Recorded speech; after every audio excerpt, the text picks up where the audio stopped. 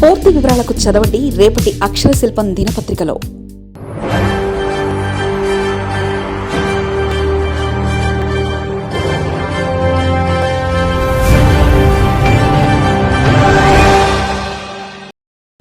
వైసీపీని కాపు కాచేదెవరు? పార్టీకి ఆ సామాజిక వర్గం దూరమైందా?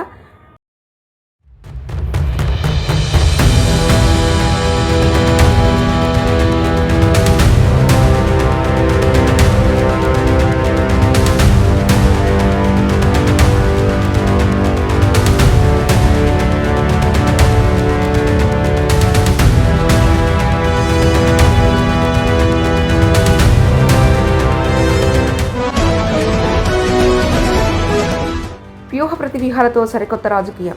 కూటమిలో వర్గాన్ని మళ్లీ ఆకట్టుకునే ప్రయత్నాలు. ఉమ్మడి గోదావరి, కృష్ణా, గుంటూరు జిల్లాల లక్ష్యంగా అడుగులు.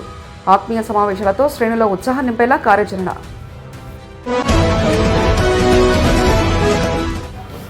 ఆంధ్రప్రదేశ్ రాష్ట్రంలో సార్వత్రిక ఎన్నికల ఫలితాల తర్వాత రాజకీయ సమీకరణాలు వేగంగా మారుతున్నాయి. గత ఎన్నికల్లో ఘోర పరాజయాన్ని చూసిన ప్రతిపక్ష వైఎస్ఆర్ కాంగ్రెస్ పార్టీ తిరిగి క్షేత్రస్థాయిలో బలం పుచ్చుకునేందుకు వినూత్న వ్యూహాలకు పదును పెడుతుంది. అందులో భాగంగా రాష్ట్ర రాజకీయాల్లో అత్యంత ప్రాధాన్యత కలిగిన కాపు సామాజిక వర్గం ఓటు బ్యాంకును తిరిగి తమ వైపు తిప్పుకునేందుకు పార్టీ అధిష్టానం ప్రత్యేక కార్యాచరణ సిద్ధం చేసింది. గత ఎన్నికల్లో జనసేన, తెలుగుదేశం, భారతీయ జనతా పార్టీల కూటమి వైపు ఈ సామాజిక వర్గం అత్యధికంగా మొగ్గు చూపడం వల్లనే వైకాపా భారీగా నష్టపోయిందని ఆ పార్టీ అంచనా వేస్తుంది. ఈ నేపథ్యంలో కోల్పోయిన ఓటు బ్యాంకును మళ్లీ సొంతం చేసుకోవడమే లక్ష్యంగా వైకాపా అడుగులు వేస్తుంది. ఉమ్మడి ఉభయ గోదావరి జిల్లాలతో పాటు కృష్ణా, గుంటూరు జిల్లాలో కాపు సామాజిక వర్గం ఎన్నికల ఫలితాలను శాసించే స్థాయిలో ఉంది. గత ఎన్నికల్లో ఆయా జిల్లాల్లో వైపాకకు ఆశించిన స్థాయిలో సీట్లు రాకపోవడానికి ఈ ఓట్లు దూరం అవడమే ప్రధాన కారణమని పార్టీ అంతర్గత విశ్లేషణలో తేలింది. ఈ నేపథ్యంలో కోనసీమ జిల్లా వెంకటాయపాలెంలో ఆ పార్టీకి చెందిన శాసనమండలి సభ్యుడు తోట త్రిమూర్తుల నేతృత్వంలో ఒక కీలకమైన కాపు నేతల సమావేశం జరగడం రాజకీయ వర్గాల్లో హాట్ టాపిక్గా మారింది. ఈ సమావేశానికి మాజీ మంత్రులు బొత్స సత్యనారాయణ, అంబటి రాంబాబు, గుడివాడ అమర్నాథ్ వంటి కీలక నాయకులు హాజరై భవిష్యత్తులో అనుసరించాల్సిన వ్యూహాలపై సుదీర్ఘంగా చర్చించారు. రాష్ట్ర వ్యాప్తంగా సామాజిక సమతుల్యతను సాధించడంతో పాటు కూటమి ప్రభుత్వ వైఫల్యాలను ఎండగట్టేందుకు ఈ సామాజిక వర్గంలో ఉన్న అసంతృప్తిని ఆయుధంగా మలుచుకోవాలని వైకాపా భావిస్తుంది. ఎన్నికల సమయంలో కూటమి ఇచ్చిన హామీలు, ముఖ్యంగా కాపు సంక్షేమానికి సంబంధించిన వాగ్దానాల అమల్లో జరుగుతున్న ఆలస్యాన్ని ప్రజలకు బలంగా తీసుకెళ్లాలని నిర్ణయించారు. కేవలం విమర్శలకే పరిమితం కాకుండా నియోజకవర్గ ఆత్మీయ సమావేశాలు నిర్వహించి సామాజిక వర్గ పెద్దలు, యువతతో నేరుగా సంబంధాలు పునరుద్ధరించుకోవాలని పార్టీ భావిస్తుంది.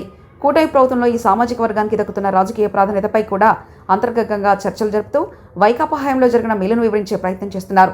ఇదే సమయంలో వైకాపా అనుసరిస్తున్న సరికొత్త వ్యూహంపై అధికార కూటమి నేతలు కూడా అంతే వేగంగా స్పందిస్తున్నారు. వైకాపా నాయకులు కేవలం రాజకీయ లబ్ధి కోసమై ఇప్పుడు మళ్లీ కాపు జపం చేస్తున్నారని మంత్రి నిమ్మల రామనాయుడు వంటి వారు తీవ్రంగా విమర్శిస్తున్నారు. గత 5 ఏళ్ల పాలనలో సామాజిక వర్గానికి చెందిన కార్పొరేషన్ నిధులు ఇవ్వకుండా రిజిస్ట్రేషన్ అంశాన్ని పక్కన పెట్టి అణచివేసే ప్రయత్నం చేస్తున్నారని, ఇప్పుడు ప్రతిపక్షంలోకి రాగానే ప్రేమ ఒలకబోస్తున్నారని అధికార పక్షం కౌంటర్ ఇస్తుంది. వైకాపా అధినేత జగన్మోహన్ రెడ్డి ఫ్యాక్షన్ రాజకీయాల వలయంలోనే ఆ పార్టీ కాపు నేతలు చిక్కుకున్నారని, వారి మాటలను ప్రజలు నమ్మే పరిస్థితి లేదని కూటమి నేతలు కొట్టిపారేస్తున్నారు. ఇలాంటి రాజకీయ విమర్శలు, ప్రతి విమర్శల మధ్య వైకాపా మాత్రం తన పందాన్ని విడడం లేదు.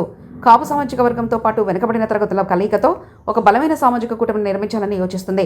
క్షేత్రస్థాయిలో పార్టీ క్యాడర్ను బలోపేతం చేయడమే కాకుండా రాబోయే రోజుల్లో స్థానిక సంస్థల ఎన్నికలు లేదా ఇతర రాజకీయ పరిణామాల్లో ఈ ఉమ్మడి సమీకరణాలు తమకు కలిసి వస్తాయని వైపాకా గట్టిగా నమ్ముతుంది.